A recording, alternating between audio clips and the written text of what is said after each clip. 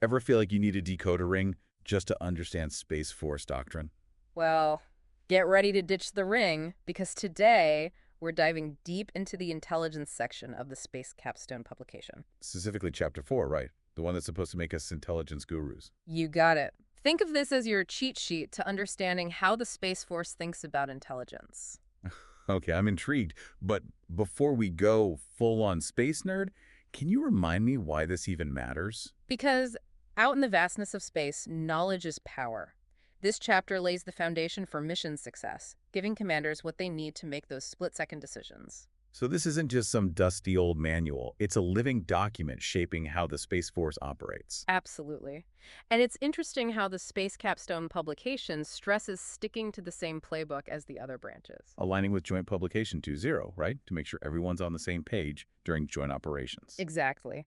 No one wants a miscommunication in the middle of a critical operation, especially when you're talking about the complexities of space. So how does this joint planning methodology actually work in a domain as, well, spacious as space? That's where the Space Capstone publication gets really interesting.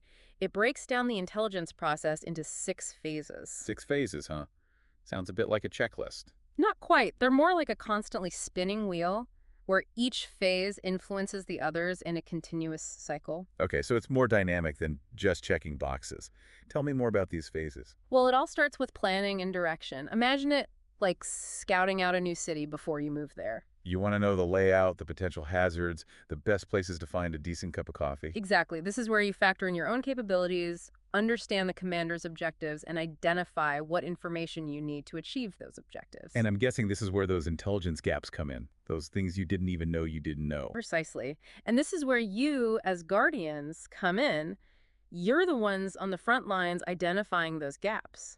So if I'm understanding this right, a guardian might say, hey, to successfully launch this satellite, we need more intel on X, Y, and Z. Exactly. You're not just following orders, you're actively shaping the intelligence process. Okay, that makes sense. So once you've identified what you need, it's on to actually getting that information. That's the collection phase, right? You got it. Think of it like being a detective. You need evidence from multiple sources to get the full picture. So you wouldn't rely on just one satellite or sensor?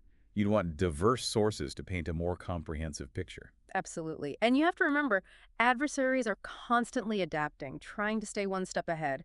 You need to be just as agile in your collection efforts. Speaking of adapting, what happens once you have all this raw intel? You need to process it into something usable, right? Exactly. It's like receiving a message in a code you don't understand.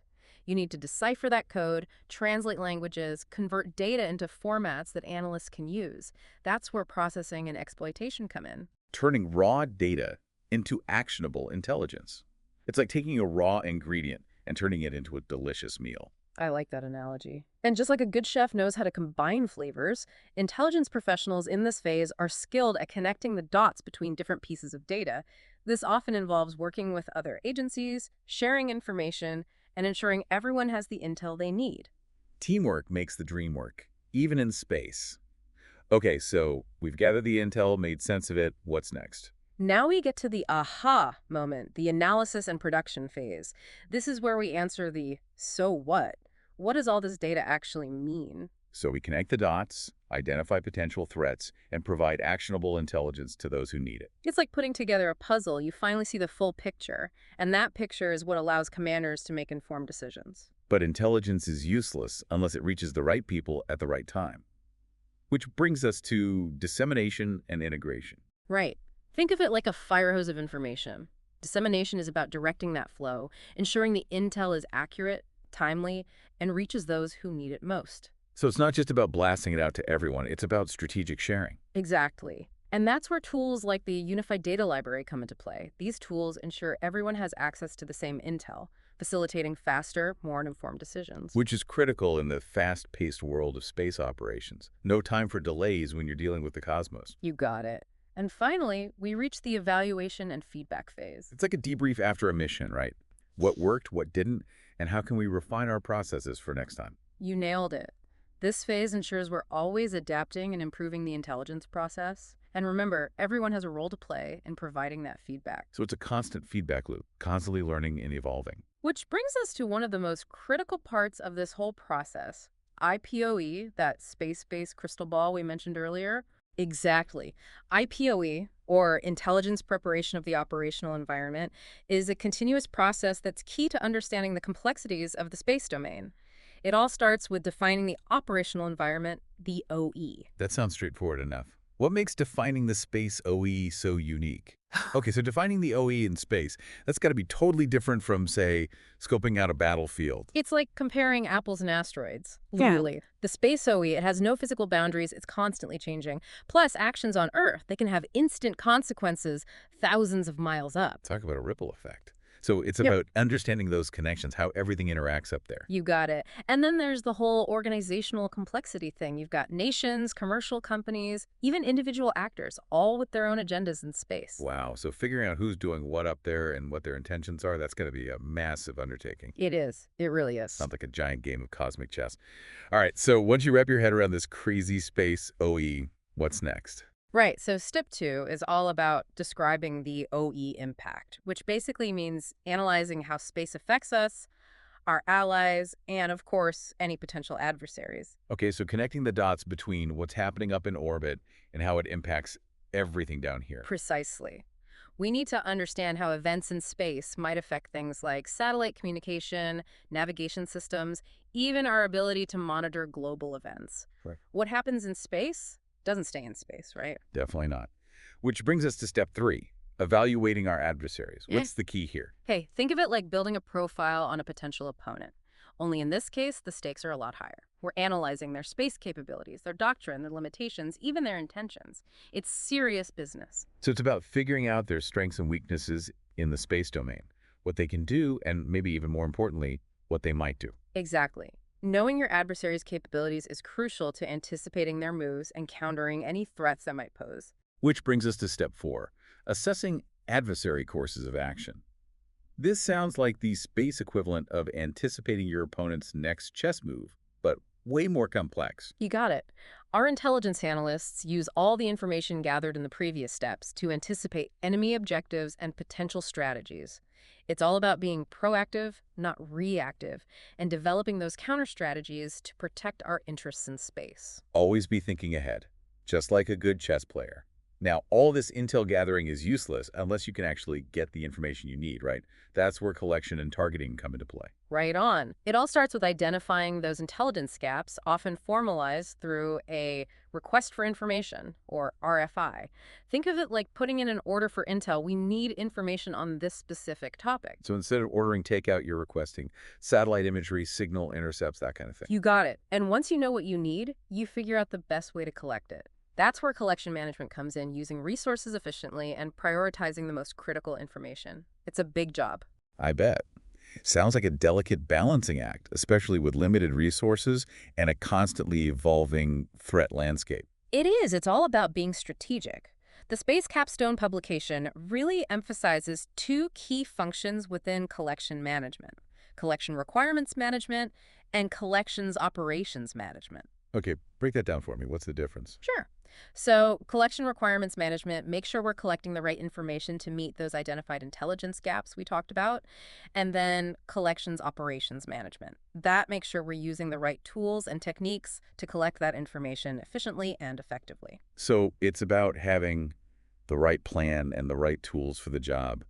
What kind of tools are we talking about here? Well, this is where our intelligence assets come in. We utilize a diverse range of tools, including satellites equipped with all the latest imagery technology, ground-based radar systems, signals intelligence platforms, you name it, we got it. So we're talking eyes and ears everywhere, constantly gathering information from every corner of the space domain. You got it.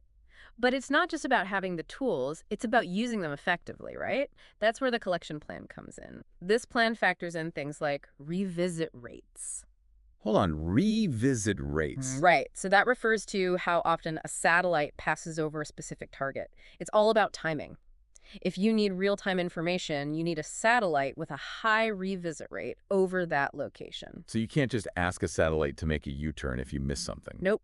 And we also have to consider things like, believe it or not, the weather. You might think space is immune to earthly weather, but clouds or atmospheric disturbances, they can really interfere with data collection. Like trying to take a picture through a rainstorm. Yeah. Not going to be very clear. Exactly. And then there's terrain masking. If an adversary is hiding something underground, we might need to get creative with our collection methods. It's like a giant high-stakes game of hide and seek, but in space. Now, I'm imagining coordinating all these different assets, especially across different branches or even countries, is incredibly complex. You're telling me. It is, which is why the Space Capstone publication stresses intelligence asset diversity. The Space Force can't do it alone. Collaboration and information sharing are crucial, leveraging the strengths of different agencies and international partners. Strength in numbers, especially in a domain as vast as space. You got it. And remember, all this intelligence gathering, it all feeds into our targeting efforts. Targeting, now that sounds intense. Break it down for me. Well, in essence, it's about identifying and prioritizing threats and then determining the best course of action to neutralize or deter them. Sounds simple enough, but I'm sure it's more complicated than that. Well, it is in theory, but space adds a whole new level of complexity. The rules of engagement are still being developed, and the line between offense and defense can be blurry. So it's not just about, blowing things up in space. Not at all. While kinetic action is an option, the Space Force recognizes it's not always the best or only option. What are some other options? Well, we might consider non-kinetic actions like jamming enemy communications, disrupting their satellites, or even just making it harder for them to operate in space. So it's about outsmarting your opponent, not just overpowering them. Exactly. And this ties back into that emphasis on collaboration, right? The Space Force plays a critical role in what's called federated targeting, working with other military branches and allies to develop those coordinated responses. It takes a team. Makes sense. Strength in numbers when you're dealing with a domain as complex as space. Okay, so we've collected the intel, now we need to make sense of it all. Let's talk analysis and production. Analysis and production. This is where we separate the space facts from the space fiction, right? That's a great way to put it. We take all that raw data and turn it into usable intel, connect the dots, see the patterns, and answer those all-important so what questions. So it's like taking this giant space jigsaw puzzle and finally seeing the full picture. Exactly. And just like a jigsaw puzzle, sometimes you have to try different pieces to see what fits. Our intelligence analysts need to be curious, skeptical, and always willing to challenge assumptions. Sounds like they need to be part detective, part puzzle master. You got it. And while technology plays a huge role, the human element is irreplaceable. You can't automate critical thinking and intuition. I see that reflected in the Space Capstone publication. It emphasizes that every Guardian, no matter their role, needs strong analytical skills. Absolutely. Every Guardian needs to be able to evaluate information, determine its credibility, and understand how it impacts their mission.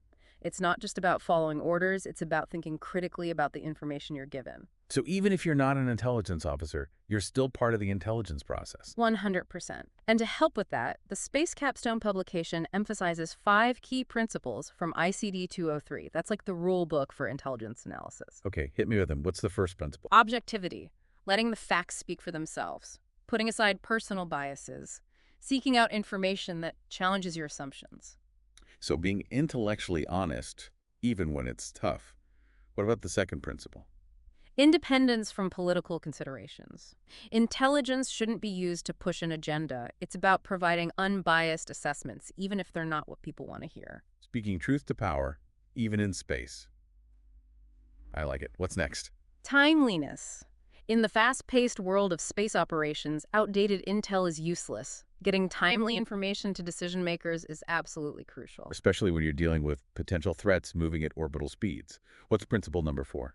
Reliance on all available sources. It's about casting a wide net, not just relying on 1 or 2 sources that might just confirm what you already think. So gathering intelligence from as many perspectives as possible to get the most accurate picture. Exactly.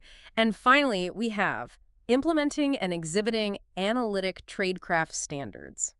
This one's all about making sure those intelligence products are accurate, reliable, based on proven methodologies. No guesswork here. It's about having a system and sticking to it. Now, with all this talk about technology and space operations, how does that impact intelligence? That is a great question, and it brings us to intelligence mission data production. Essentially, it's about making sure our space systems have the intel they need to work effectively. So are we talking like giving our space systems a constant stream of information so they can make smart decisions on their own? Kind of. We're talking about massive amounts of data from a ton of sources that need to be analyzed, processed, and delivered super quickly and accurately. It's a huge undertaking, Sounds like it. but it's crucial for maintaining our advantage in space. It's like a delicate dance between technology and making sure the human element stays in the lead. Couldn't have said it better myself. While technology is a powerful tool, it's still the human analysts who connect the dots, see the patterns, and make those judgment calls. So no matter how advanced things get, it seems like that human element will always be essential in space intelligence. I think so. And that's really a key takeaway from the Space Capstone publication. It stresses that intelligence is everyone's responsibility. No matter if you're launching satellites, tracking debris, or analyzing data, a solid understanding of intelligence principles is crucial to success in the Space Force. It's not just about knowing your specific job, it's about understanding how it all fits into the bigger picture. Exactly. And that brings us back to where we started. This isn't about memorizing a bunch of terms. It's about really embodying a certain mindset, a commitment to constantly learning and adapting. Because in the always evolving realm of space, the only constant is change. You got it. The Space Capstone publication, it gives us a solid foundation, but it's up to each and every Guardian to build upon that knowledge, stay curious, and always be asking, what's next? And on that note, we'll leave you with this final thought.